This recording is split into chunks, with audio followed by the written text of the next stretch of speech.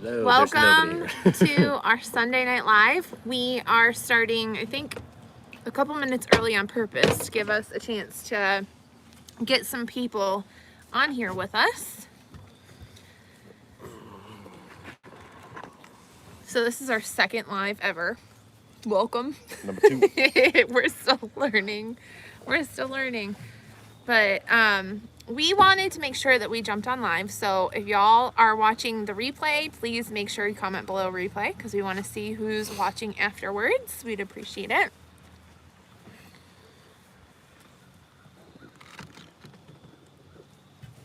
So we've been fairly busy today.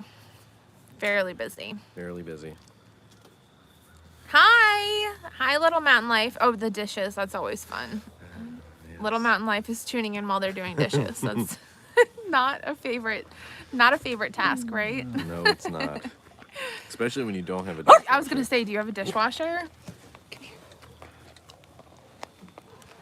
Our dogs want some screen Mika. time. Hi, Mika. Say hi. Say hi. Yeah, I know. So we are sitting out on the deck enjoying fall weather. Fall weather. It's very, very fall right now. Mika, it's very fall right now. Like, just put her down. We got like a burst of cold today. We got a burst of cold today. I'm gonna put her inside. You should. Yep. Welcome to GrantedGardener. Welcome to the real world. We got a burst of cold today. So like yesterday, GE dishwasher is the bomb diggity. Oh, for sure. Yeah. We didn't have a dishwasher here at this house for a while, and then finally I got a dishwasher, so it makes a world of difference. So we got a burst of cold today. Like it was Friday night. We were sitting out here on the deck and it was so warm, and I remember turning to Tyler and being like, I hope that you're enjoying this because like this is about to go away soon. Hey Stivers, thanks for tuning in. I was like, this is about to go away. So last year at this time, Tyler actually proposed to me in the garden. That was last month. I remember September 25th. It was September of last year. And I remember like telling Tyler like, hey Matina, you made it. Yay! So I remember telling him like, wow, you literally nailed the date, because like we were out in the garden. I had like, he had got this dress for me. It was really cute, but it was like, you know, no sleeves and it was chilly. And I got her some cute shoes she couldn't wear because she had just rolled her ankle at her parents' house. I can't wear high heels. And so like I was like, man, like you nailed the date, because like to be out in the garden in like no sleeves and no shoes and whatever, it was warm, it was fine. But like a week later, I filmed a video, which we have on our YouTube channel, recapping the engagement, and it was cold. I like had to have a sweatshirt on, and I was like, man, freezing. Like you nailed it. So it gets cold fast here. We are in zone 7A, Maryland, and it goes from summer to fall in like one night. And then you can get an Indian summer in the middle of October. That's like in the high 80s. Right. Oh, Grammy Karen. Little Mountain Life. Hi, guys. Yeah, so that's one thing that's like really like kind of not so exciting about living in this area is like you need to be prepared. Yeah, but it's not like we want to live in the mountains zone like 4B. Mm-hmm. Well, and that's another thing. So like today, and within the last, I mean, it's been like the last couple days, we've been attempting to be ahead of the game as far as our potential frost might be. So we're trying to like gather all of the things. What zone Matina, are you asking what zone you are in? I don't know, I'd have to Google it. Low numbers. You can look it up by typing into Google. Matina, is this your first time? It's good. Matina, if you want to find out what zone you're in, you can type in Google and say, when's the first frost of, and you type your city and your state, and it'll pop up and it'll tell you when your expected first frost is.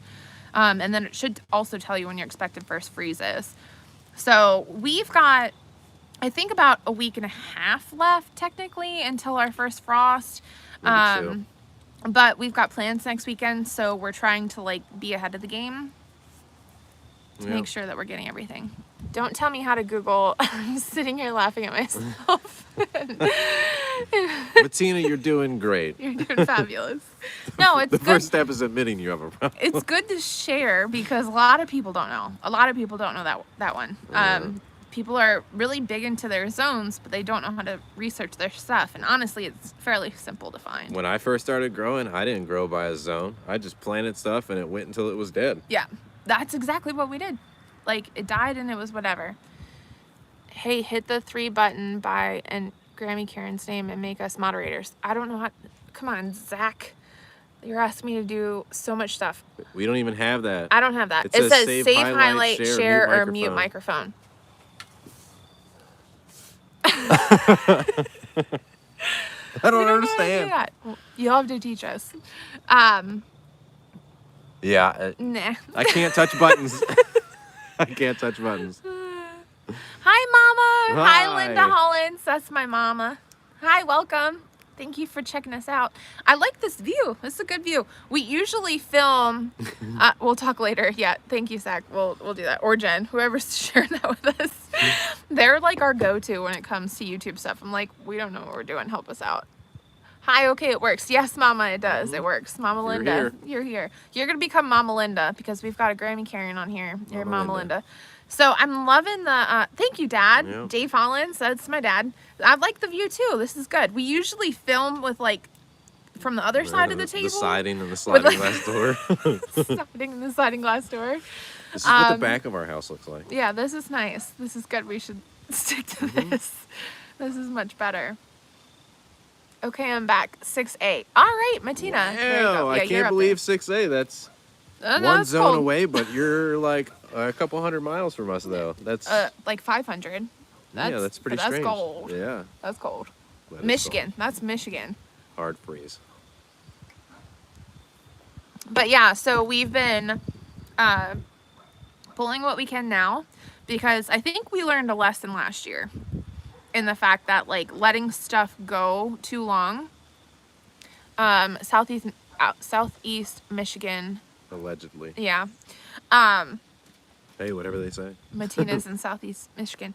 So we learned the hard way last year.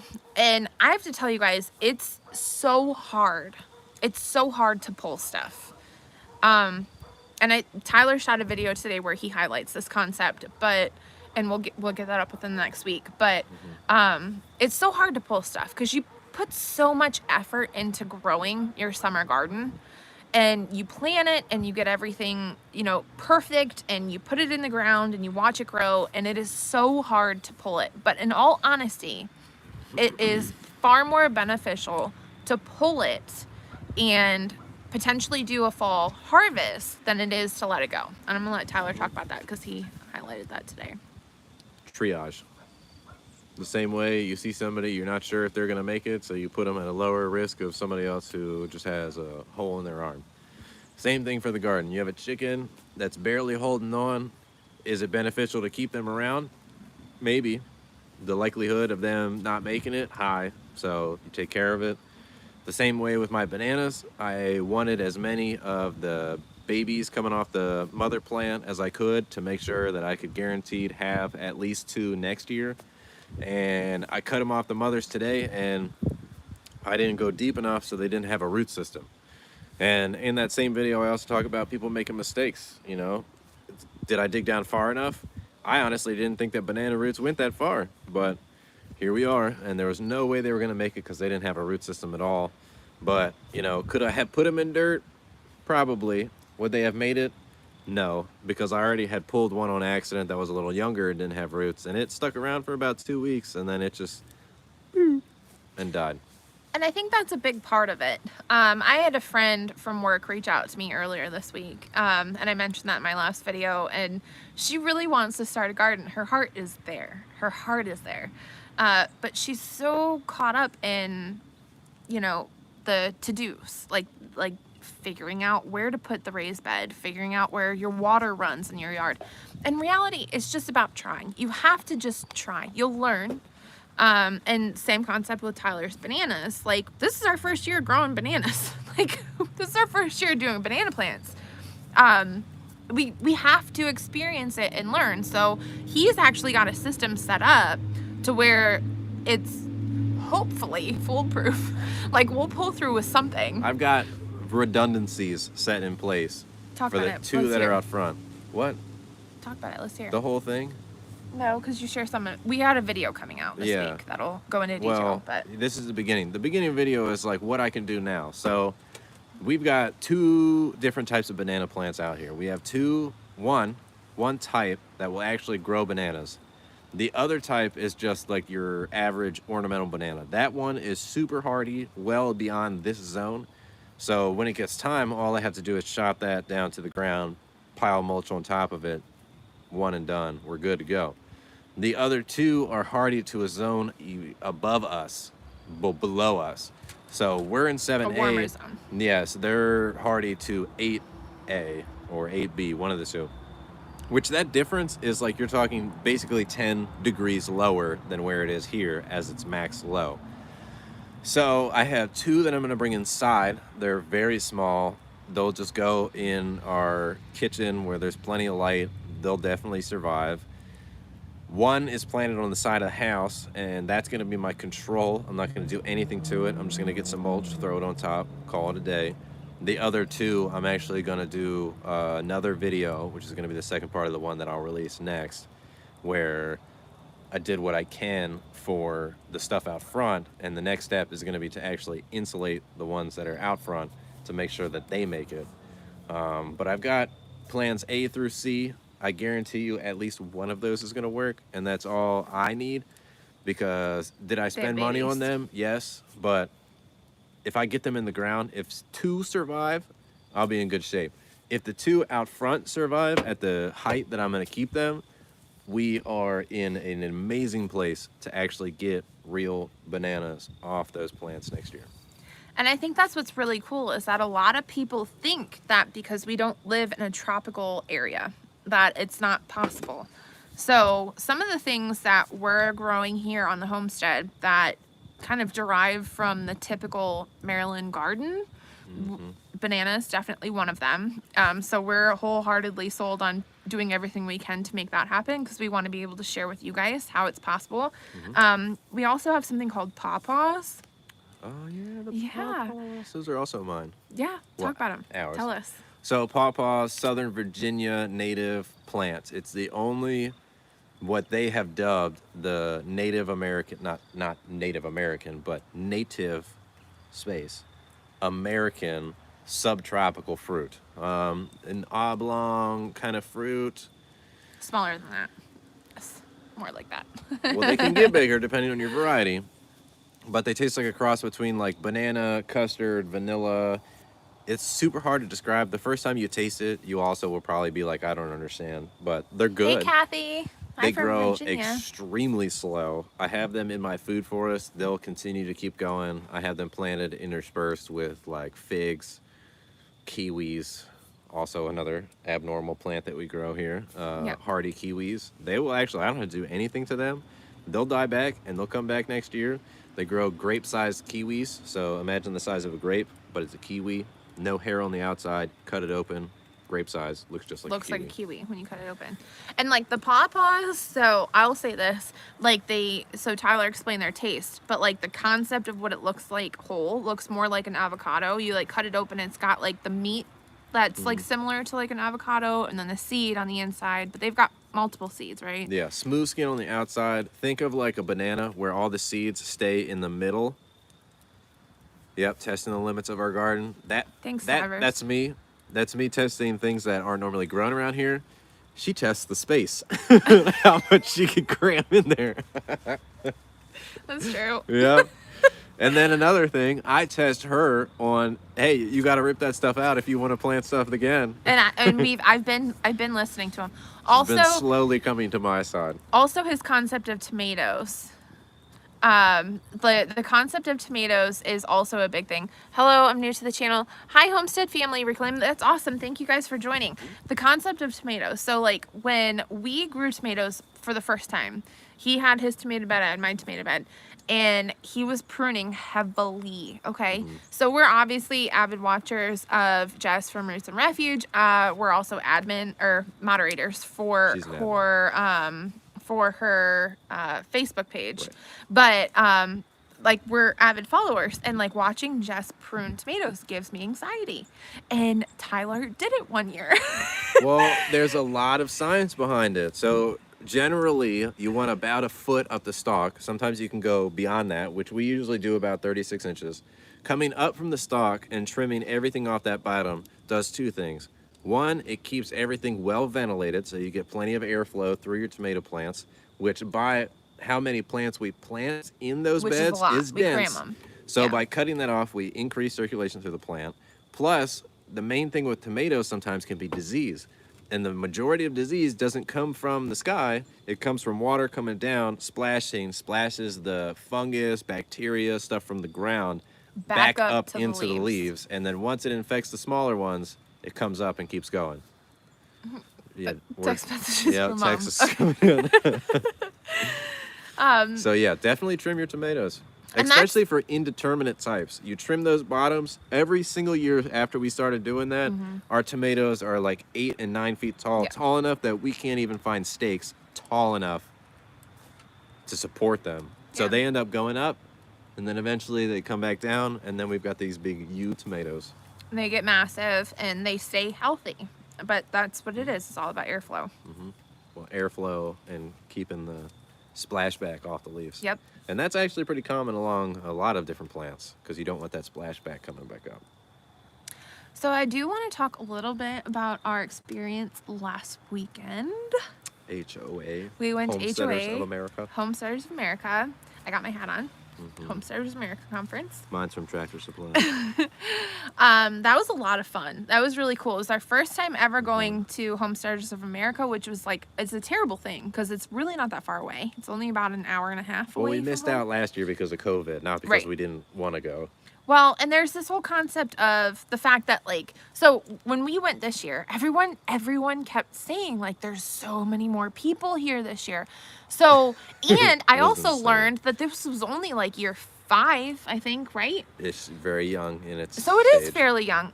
I thought that this was like an ongoing thing, like that's been going around for a while. 5 years is still fairly new.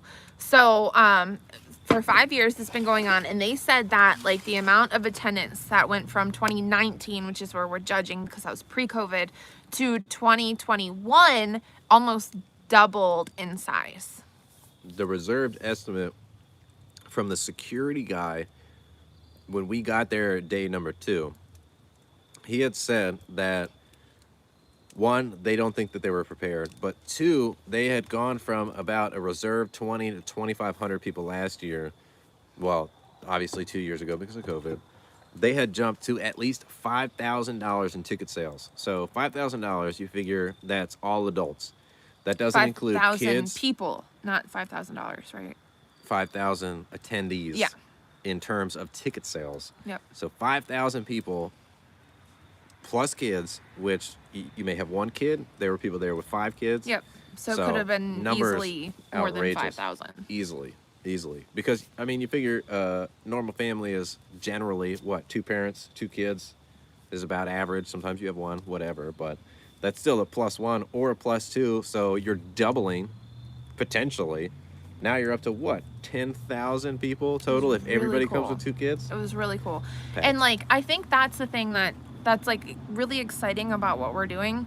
We started YouTube essentially, if you rewind back to our first video, which is me sitting down there like awkward and nervous filming a video, and I introduced it as like to our friends and family. Like that was what our plan was, was to get to know our friends and family.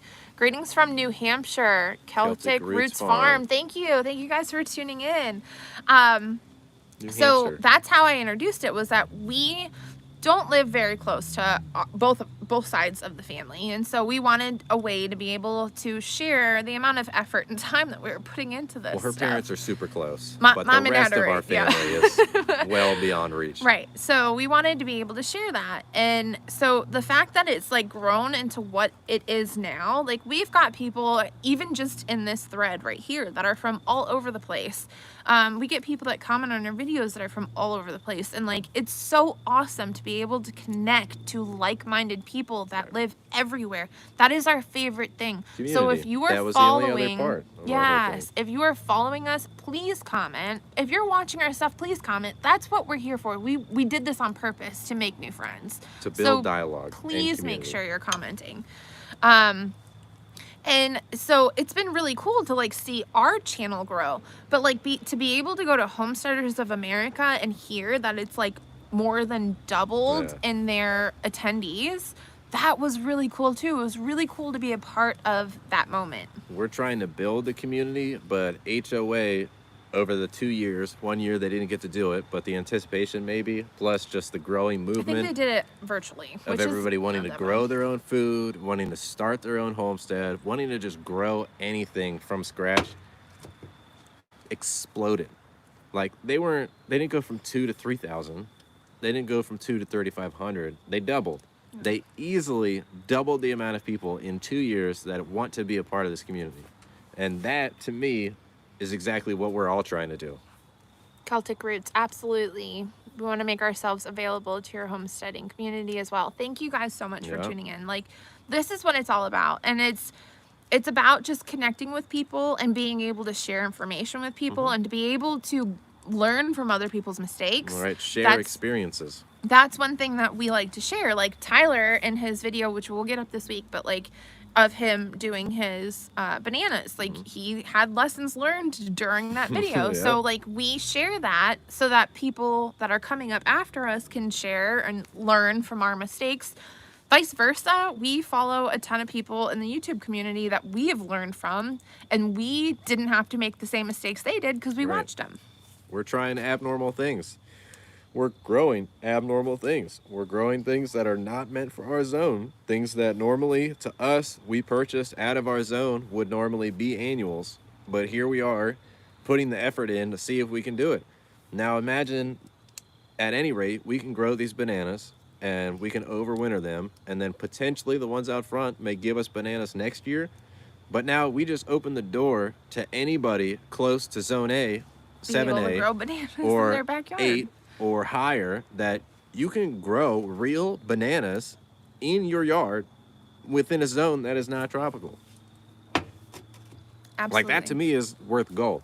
Yep. I love the concept of Pawpaws. That was brand new. Tyler talked about Pawpaws like before I ever even knew what a pawpaw was. And then we're lucky enough to have a pawpaw festival in the big town that we live near.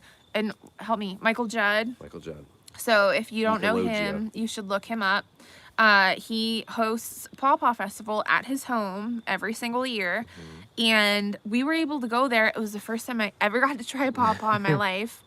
And it was really awesome.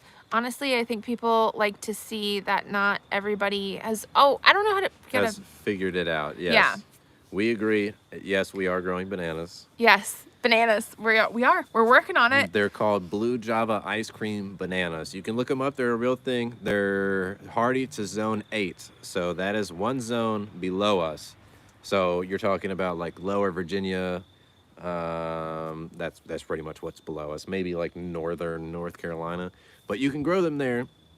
They grow like everybody's used to like the normal regular banana. But if you've seen in the grocery store, sometimes you'll see the little fingerling bananas. They grow the little fingerling bananas and they're blue. And they actually grow bananas that taste like vanilla ice cream. Because they're a zone below us, we are going to have to take extra steps to overwinter them, which is possible. But you can also bring, like there's 2 next to me, which you'll see in the video. They're maybe 2 feet tall. We can bring those inside easily and overwinter them inside in front of a window. It's warm enough. You water them scarcely. That's it. The 2 out front, however, right now are easily 8 feet tall. They're huge. So we're going to eventually cut them down to maybe 3 or 4 feet tall and we're gonna insulate them. That way next year, instead of growing from like our ornamental banana out front that we're gonna lop off at the bottom, we'll be able to grow them starting at about 3 or 4 feet, which if we do that and they take off, there's absolutely no reason why they shouldn't fruit next year. And Shelly, I completely agree with you. Like, there is definitely an influx of people that are interested in learning how to grow their own food right now. And like, that's something that's really neat. We started this whole YouTube journey and like this whole homesteading journey prior to COVID, which no matter where you stand on things, like we experienced that as a community. We experienced what it was like to go to the grocery store and not see things on the shelves that we were used to seeing. And so I think that there's a lot of people that have come from that have been like, hey, you know, it'd be really cool if instead of going to the grocery store, I could just go out in my backyard. Right. And that's like a growing community, 100%. And I think that it's awesome to be able to learn from people that have already done it, or even to learn from people that are just starting. There's a ton of stuff that I have learned from people that are just starting, that have shared their perspective on our comments, on our videos, that I have learned information from them. Right. That's what it's all about. Because we don't grow everything. We don't grow everything we possibly could, even in this zone. Corn, we just don't have the space for right now. We tried. You've tried corn, and it didn't work. Fail. The main thing that we learned about corn is one row ain't gonna cut it. You need a block. We had two rows. Because and it was fun for a little while. When we first started growing corn, honestly, I've been around it my entire life. I know how to grow it, but we didn't have the space to grow it how I know you're supposed to do it. And then I started researching, looking into it, and I had no idea that when a shoot goes up and it first starts that little baby corn on the stalk and all those threads come out, then you have on the top the like grain looking flower piece at the top. That's the pollen. Pollen falls from the top of the corn, goes down, and each piece of pollen that hits one piece of silk makes one kernel on the corn cob. How crazy is that? So one kernel. What happened with our corn is it grew into a stalk. It did drop some pollen down, but instead of having a full ear of corn, instead we had an ear of corn with just little boop bops, kernels all over the place. I think our fire's going up. It's 100% going up.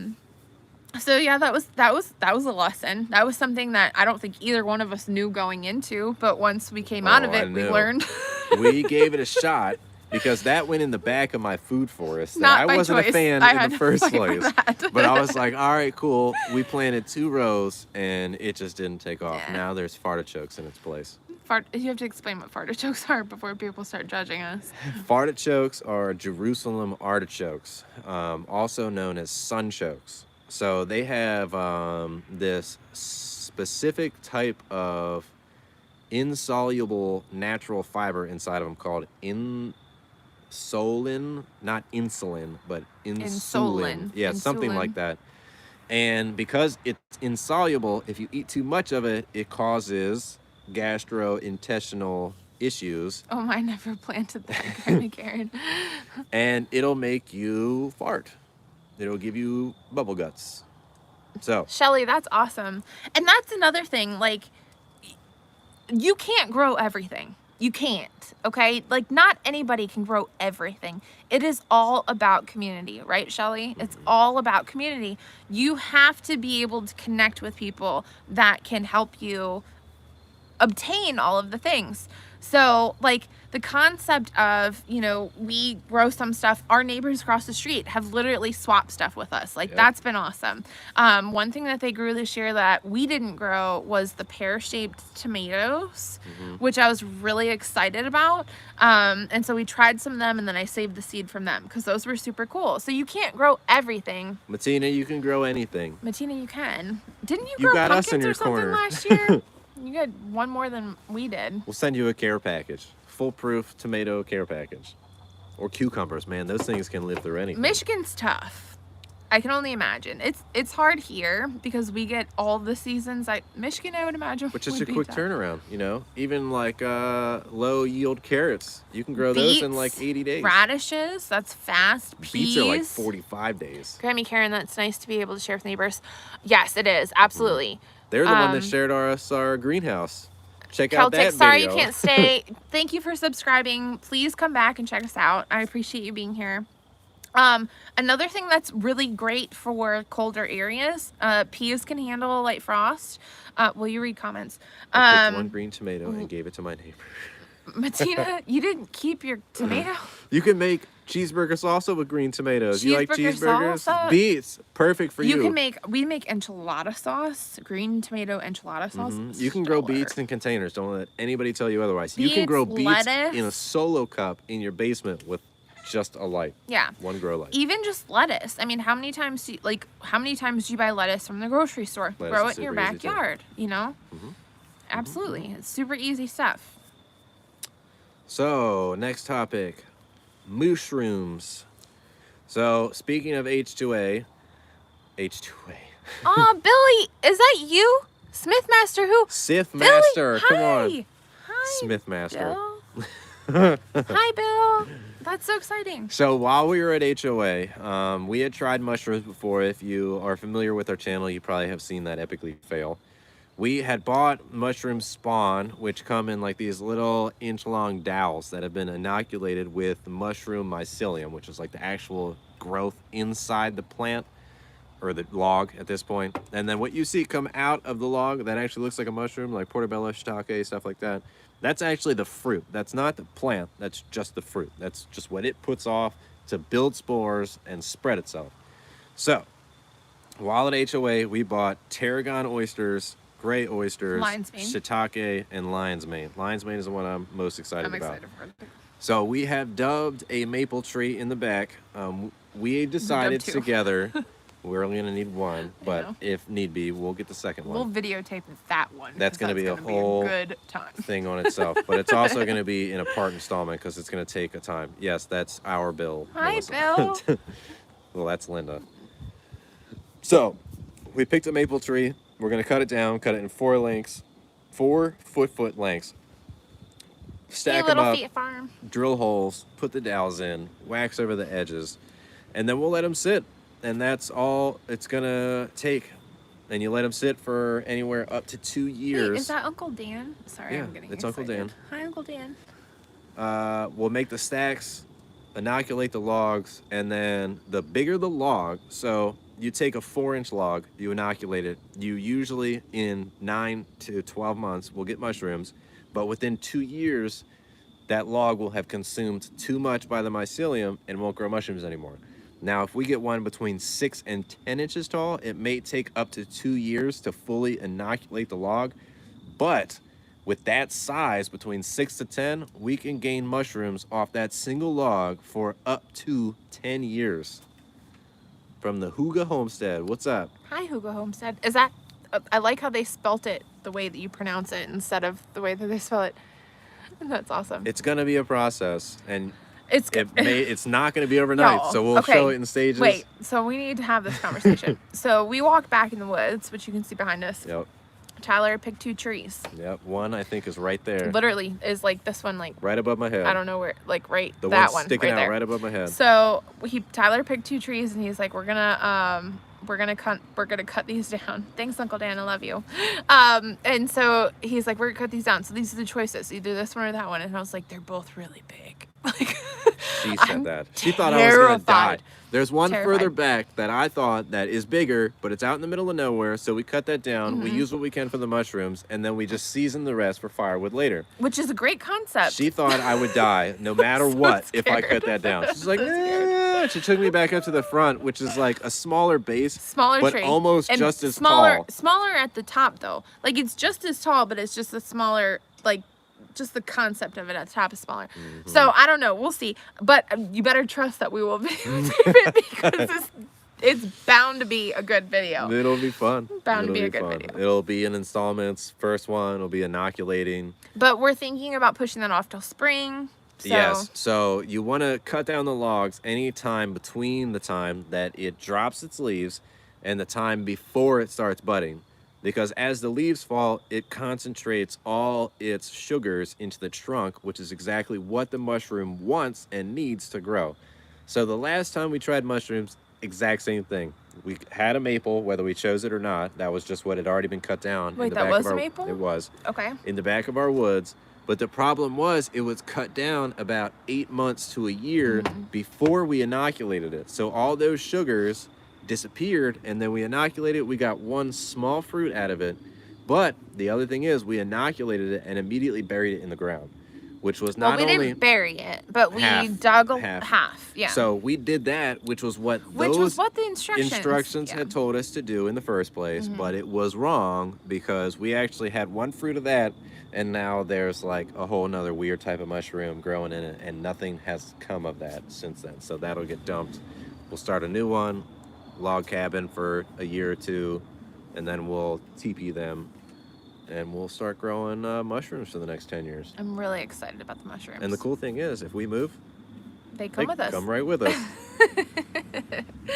I'm excited about mushrooms mushroom farm. because we do also try to eat vegetarian Monday through Friday. We try. And mushrooms is a great filler for that. So that's something that we will definitely we will use. Not 100%. A lot of protein, but it gives you the, I'm going to say it, it's not going to sound right, but the falsehood of having meat. It's got a lot of meaty texture, but not protein. So if you are a vegetarian, you know you just can't eat mushrooms and lettuce forever.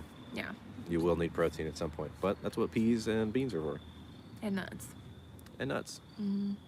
There's a lot of ways to get protein from a vegetarian diet. I personally could totally be a pescatarian forever. I think bacon and cheeseburgers would be my hardest Me thing too. to give up. Do they have fish bacon? Fish bacon? I don't think so. They have fish jerky. I tried it one time. Very interested in seeing the mushroom growing. Yes, Stivers. Yeah, look. You got to be in for the long commitment to see it. Let me tell you, the mushroom growing isn't going to be the fun part. The cutting down the tree. Oh my God. There's 2 trees back there. My parents got me a felling axe, which if you know what felling is, all it is a type of axe I use to cut down trees. So what was that? When we were doing something the week after my birthday, her parents were coming over, and I was like, all right, we need firewood, so I'm going to go back there, and there's 2 dead trees that I know of. I'm going to cut them down. Little tiny tomahawk. Well, that's what I used to use, was a tomahawk. But I went back there, and I committed to cutting down one dead tree that was already down there. Well, I cut that one down. After you got your felling axe. Yeah, and then I went back, and I was like cutting that one down. I cut it down. He was supposed to go back to cut down one tree. I heard at least 3 falls. No, it was 2. I cut down 2. I cut down the first one, and it just dropped and stayed there. It didn't tip over, so I had to cut it again so it would drop. And then the next one I cut and dropped, and I used it for firewood. And then he just comes walking through the gap in the woods with just like trees. And I'm like, wow, that's pretty cool. Just profusely sweating as people were coming over. Just like, and prior to that, all fun. he had was a tomahawk. It would take him a long time I would have never gotten a tree that way. Just to get firewood, it would take him a while back there. Like, literally, maybe it was like 20 minutes. Cut the one that's on Melissa's right. The junk tree, Mom. This is what Mom wants to see gone. I wish. Too dangerous. There's too much at risk. We've got the chicken coop here, and then we've got the shed right here. So. And I don't even know what type of tree that is. We'd have to Google it. Kimberly from Greenwich Homestead told us what it was. I don't remember. She said it was some kind of an ash tree. We get the bagworms in them. I don't know. Well, ash is one of the ones you're allowed to use. You're bumping the table. I'm sorry, I'm uncomfortable. What else were we going to talk about? That's the mushrooms. That's a long-term goal. We were going to do loofahs. I think I'm going to set the loofahs for another time, though. Okay. So we did hack up our loofahs today. We harvested all of the loofahs, and I'm going to do a video on how to properly prep a loofah to actually use. Do you want to do it right now in live? Well, you keep talking and I'll peel a little bit off of here. So if you guys aren't familiar with a loofah, many people think that the loofah is actually from the sea. They think that it's a sponge from the sea. It's not. It's actually a gourd that is grown from a vine. So we grew a bunch of loofahs this year. We grew them last year, but we only got like 1 or 2 that made it because the rest of them froze and went to mush. So show them a little bit. Show them what you got here. Show them how you're peeling it. So I got a question. Should we all make this a normal Sunday afternoon thing? Yes, Stivers. Yeah, we can count on it being a normal Sunday afternoon thing. We're trying. Are we? I don't know. Are we sold on 5:30? 5:30 is probably good. So yeah, we're gonna try and count on lives being a thing. Thank you, Cyrus, for holding our feet to the fire. Yep. Way to make us commit. Yep, here we are. Here it's happening. Yes, But every another Sunday. part of community. Sometimes it just takes people to motivate you to light the fire under your butt. That's what we're all here for. Thanks, Grammy Karen. Yeah, we're gonna stick to Sundays. So this is, once you peel back the flesh of the loofah, once it's dried out, this is what it looks like. So Right. it's spongy on the inside. And if it's dried correctly, it should be extremely easy just to kind of wrap your fingers up under there and peel it. Almost like a hard-boiled egg. You just got to get underneath of it. And that's pretty much it. Let's get this Cyrus Homestead to commit to a live. I don't know. Are they committing to a live next Sunday night? They might be. Wink. So, it looks from a distance, right? Kind of looks like somebody chewed all the corn off a cob. You can't really tell the difference from here. But up close, you can see it's got like the structure that makes it special. So think of like a loofah that you'll buy from like the dollar store for the shower, or something that might be nice to use for cleaning dishes. Now, once you cut it open, you can see here, these are gold. These are the seeds. You So only we're need gonna a few. collect, now we're gonna save all of them. We're gonna collect all of these seeds out of the loofah.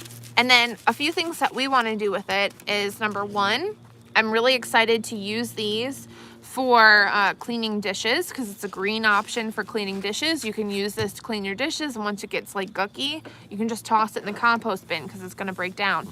Also, I wanna put it in some of our soaps. So keep your eye out. We're gonna be selling some soaps this winter that have the loofahs. Oh, I missed that last one. Where'd you get the soap kit?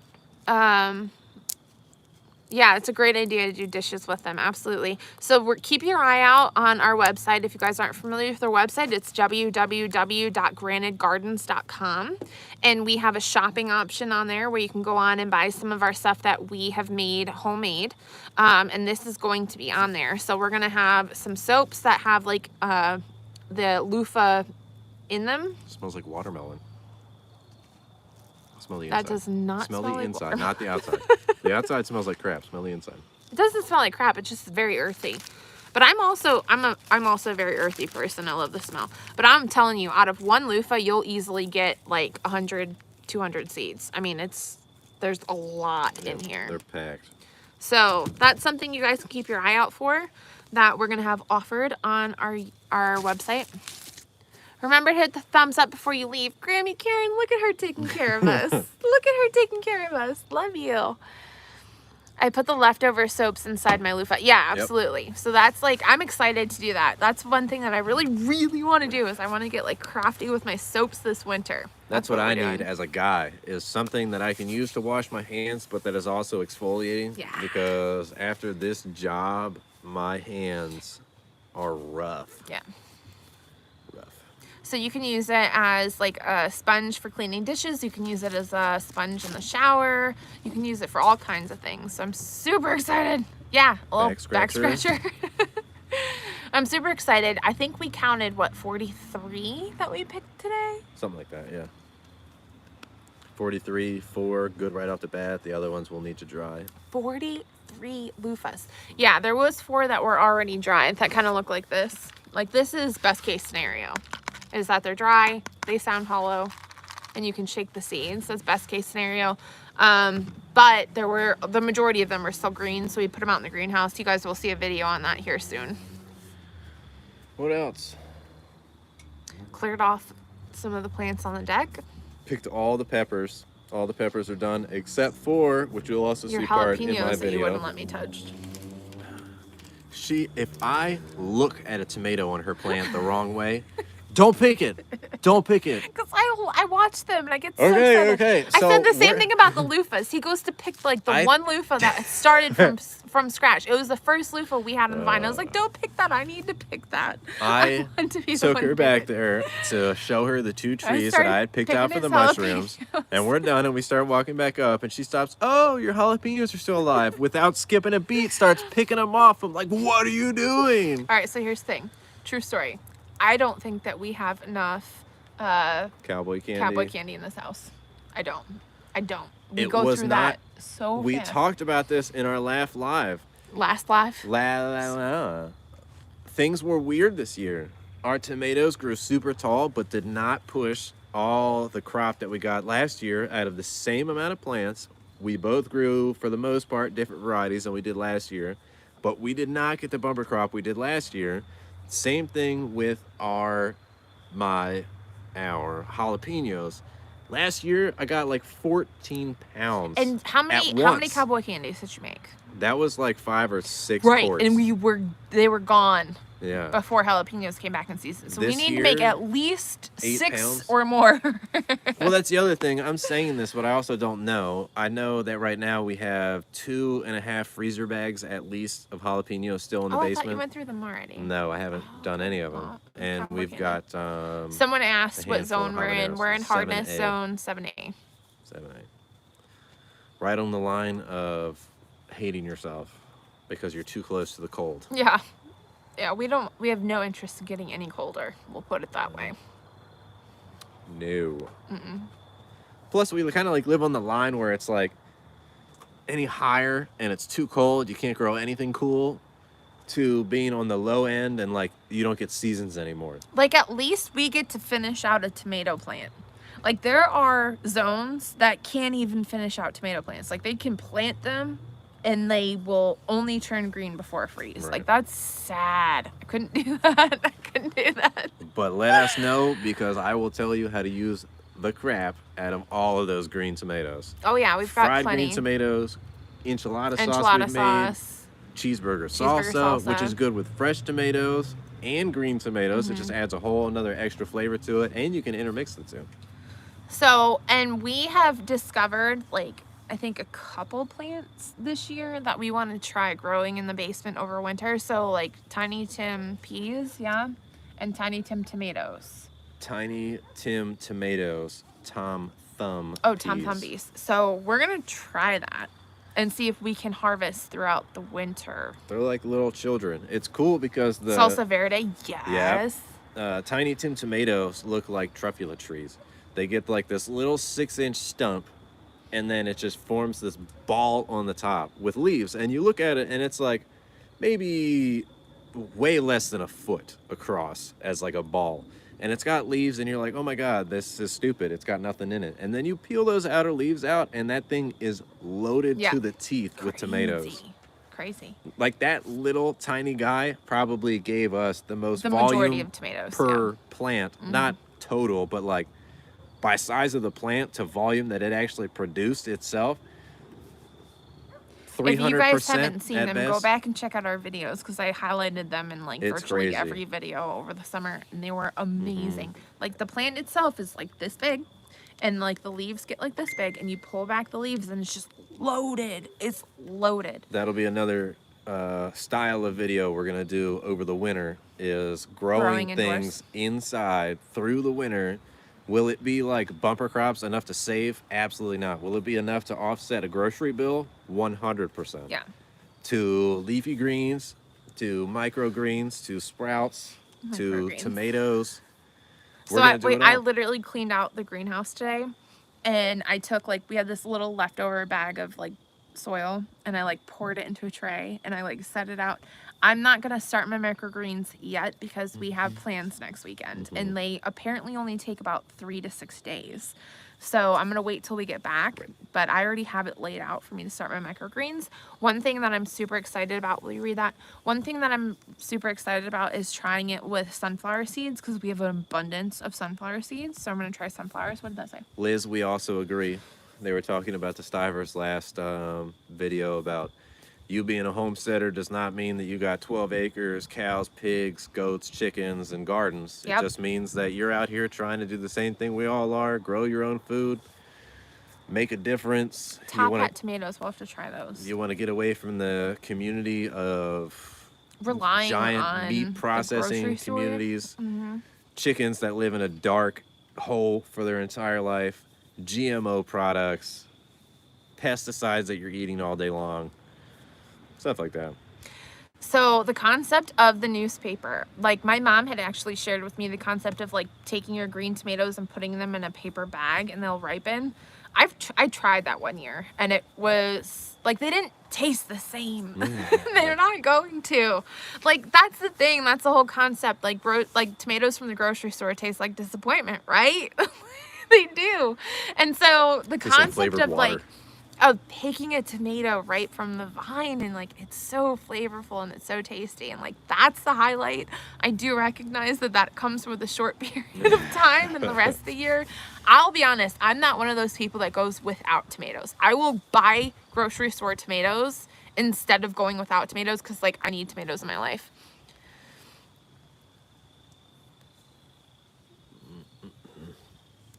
Wrapped in newspaper. Yep.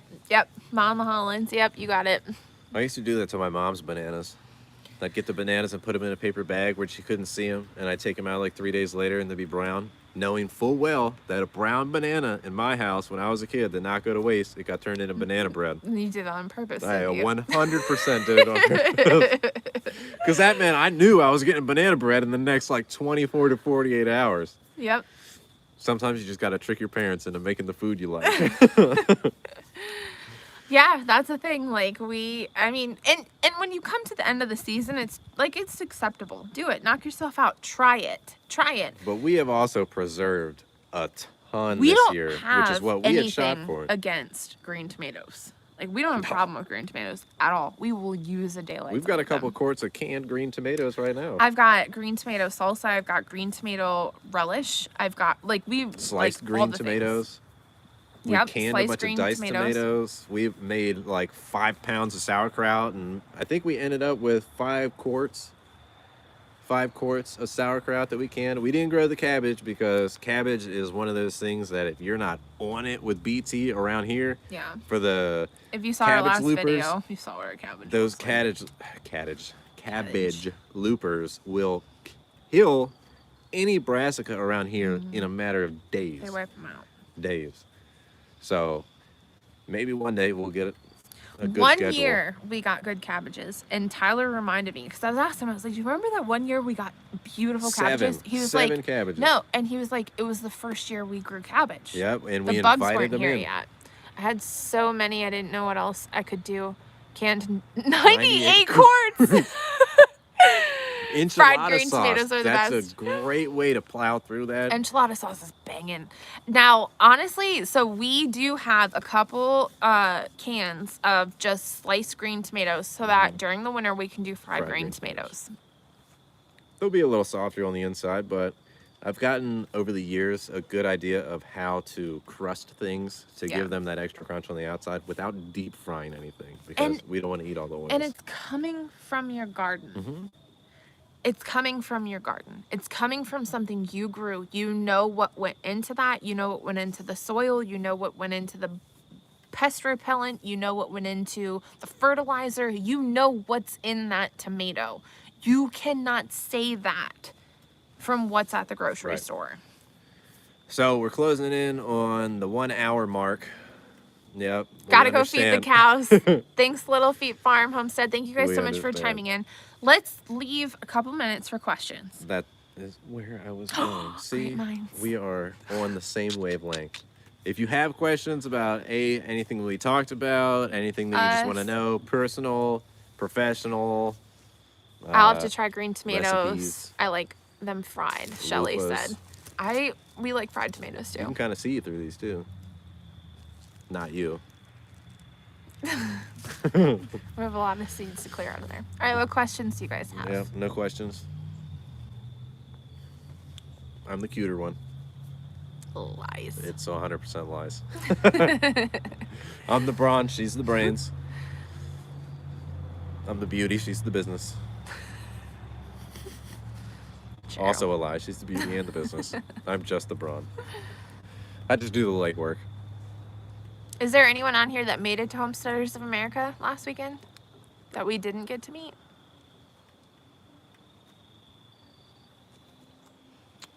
No? Nope. No questions? No questions. We suck. We must have answered everything. Must have gave them too much info. Top thing planning for spring 2022. Thanks, Tyler's. What you got? Why does it always have to be me Tyler's first? bananas. I could answer that That question. we're not planning those. They are hopefully going to Shelly be said my already in the garden ground. is totally organic. Congratulations. For the most part, so is ours. So we try really hard. Do you have a son? No, we do not. One is Banana A, Banana B. And we got 2 puppies. Pawpaws, Z through W. I think the concept of growing an organic garden is stellar. It is hard. It is really hard. And I think that a lot of people that have never attempted to grow an organic garden will go to the grocery store and fight for organic, which I will add the fact that the title organic at the grocery store is questionable, but that's another time. But you can have a GMO truly do vegetable organic that is technically organic, but by proxy, it being a GMO product could be debated that it's not organic. Thanks, Matina. Yeah, it's hard. It's hard. So if you have a farmer in your town that can swear by organic, please support them. Always and farmers please markets. give them grace, because you all, if you've never done it, it is hard. It is very hard to do. I am going to shoot again for carrots next year. That's one thing. I bought one specifically that is a short turn, so I'm hoping that they can get along well. Shelly, are you going to Homesteaders of America next year? You said you're planning on going next year. That's probably where she's going. What else? So that's the fartichokes I'll replant next year. People don't know what fartichokes means. Sunchokes, Jerusalem artichokes. I'll grow those next year. That's probably it. Everything by next year, I'll have some new things, but not anything out of the ordinary. Like, I think carrots are probably one of the biggest things I'm going to try next year. Instead of doing garlic in the winter, I'm going to do it super duper Dad, early. are you on here? Do you hear his plan David, for garlic? I'll be trying to grow garlic again next spring, very early. Like, as soon as the ground is not frozen, I'm going to put them in. They'll go in that space for the whole season, and then we'll pull them up at the end of the year, and hopefully no squirrels, no David Hollins comes over and digs up my garlic so he can have a few cloves at a time. That's probably the only 2 things that I'll grow specifically new next year, because I am going to hit all of my big prime things. Like, next year, the tropical forest Let you try 'em. and the food forest are going to be my 2 main concerns. Plus, this may be a huge surprise, but I'm not going to grow tomatoes in my tomato bed next year. I'm going to rotate them out. Farmers, yeah, Shelly. And I bought a ton of stuff to help rebuild the soil in that bed and the ground bed next year. So I may even add some of those things in the last bit of this year to that dirt to help it build up, but more than likely it'll all be in the spring. How long do the baby chickens need fed by the baby chick food? Can they all eat the same food yet? 6 to 8 months. Mom's asking questions because she's the one that takes care of the babies when we're gone. So, not yet. The answer's not yet. They have to lay their first egg before they can switch over to the other food. But they've been eating both. We intermix it. They get some. The regular chickens get some. Both. I mean, it's not going to be terrible for them. They may be bulking up. Like, our older chickens may be eating the higher protein food and they be bulking up. But that's okay because they're about to go into winter, so it's not going to harm them at all. I want to plant my garlic this coming Wednesday. Yes, that's a thing. Like, you plant them now, and then I think you harvest in July, the summer, 4th of early July, summer. 4th of July. At least that's what our friend Kimberly from Greenwich Homestead shared with us. Maybe we'll plant you do it maybe now, we'll just bite and the then bullet you and get harvest the weekend of the 4th of July. Maybe not this coming up weekend, but the following weekend, I'll just buy some before we leave. It'll be here, and we'll throw it in. I know that when you plant them in the winter, it gives them that extra time for them to grow through the winter underground, so they get a boost for the following spring. But we'll see. I just don't want somebody to dig it up. When will we know if our baby chicks are roosters or not? When they cock-a-doodle-doo. The next time we're sitting out here on a Sunday, we don't have any roosters currently, and all of a sudden you're going to hear, and we're both going to look at each other and be like, I think we have a rooster. Gosh darn it. That's how we find out. We were filming a video and one just went, yeah, so that's the thing. Like, there are old wives' tales. And I probably shouldn't say that because I don't really know. But I think there's old wives' tales on how to tell if it's a rooster or a hen. But in all honesty, we're amateurs at this, so the first cockadoodle-doo will be... They don't have the little dew claw under their main toe in the back. They don't have the super long tail feathers yet. They are very short, just like all the rest of the hens. I will give them this, though. When you let them out of the coop in the morning, they, like, go at each other. They go at each other. The chickens go after each other. I've never seen hens fight like roosters before, and they both go at each other. So I'm sold on the fact. I'm sold on the fact that they might be roosters. We purposely have not named them because the last go around we had to like send a rooster to freezer camp was not the funnest experience for either one of us. So we are not naming them. Or if they lay an egg, you'll know they aren't one. Right. So that's the other thing, is if they lay an egg. But here's the thing, is that the days are shortening and the weather's getting cooler. So all of our hens aren't laying eggs regularly right now. In the middle of the summer, we'd be able to tell because everyone lays eggs every single day. Right now, we're getting maybe 1 or 2 eggs a day. So it would be hard to tell if they ended up laying. Just because like laying is sporadic, we wouldn't be able to tell what egg belonged to what chicken. But hypothetically, something I'm really excited about, is that if one of these chicks is a hen, we should be getting blue eggs from it because Daddy was a Americana and Mama was an Americana, and we know that because one of the eggs that hatched was blue.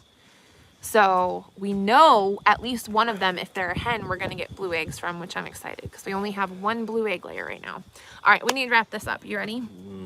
Yeah. All right, guys. Thank you guys so much for chiming in on our second live ever. Keep an eye out next weekend on Sunday. We will be going live as well from a very special place. Kisses from the puppies. No, don't push her away. All right, ready? Wait, what does that say? If you mix a blue and a yellow egg, do you get a green egg? I don't know. We're about to find out. We're about to find out. Honestly, it'd be really cool if this egg was like a deeper blue or like a green. That would be cool. It's a possibility. I don't know, but we're pretty excited. So thank you guys so much for joining us. We love y'all so much. Please make sure you tune in next Sunday for another live. And as always, wait, you got to say the first part. Thank you guys so much for watching. And we look forward to sharing more with you soon. I'm stuck in a routine. I have to do it the right way. Thank y'all. Wait, we got to start shuffling the papers. Oh, yeah, the papers.